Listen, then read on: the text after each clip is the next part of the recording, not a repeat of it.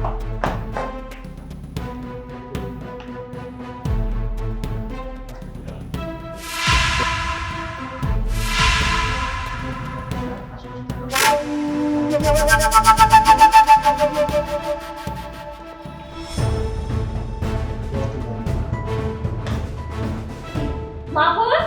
এই মাহফুজ, মাহফুজ। কি হলো? তুমি এত চিল্লাচিল্লি করতেছো কেন?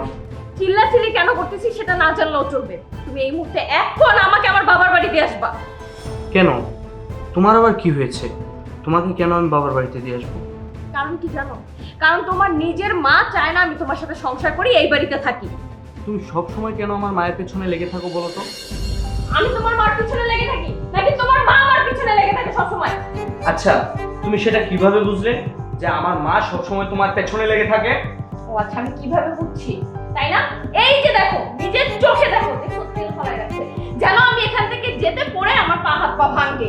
বুঝছো তোমার মা কেমন কুটনি? আচ্ছা, তোমার আর কিছু বলতে হবে না। মা, মা!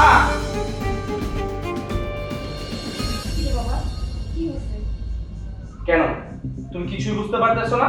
ভাজা মাছটা উল্টে খেতে পারো না, ভালোই নাটক পারো তুমি। তুই কি কইতেছিস? আমি তো কিছুই বুঝতেছি না।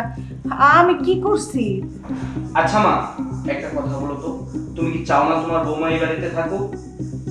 ও আল্লাহ, তুই এটা কি কইতেছিস বাবা?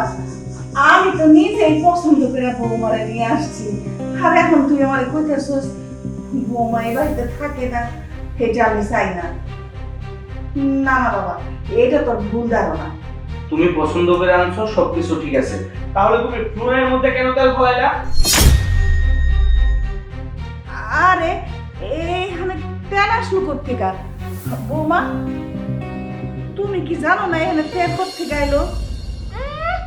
নাটক সাজাইতেছেন পোলার সামনে তাই না? তেল কই থেকে আসছে আপনি জানেন না? আপনি নিজেই তো ফ্লোরে তেল ফলাইছেন। সেটা আমি যাওয়ার সময় পিছলা করে আমার মাজা কোমর সব ভাঙবে। শুনেন এসব কুটনামি না বাদ দেন।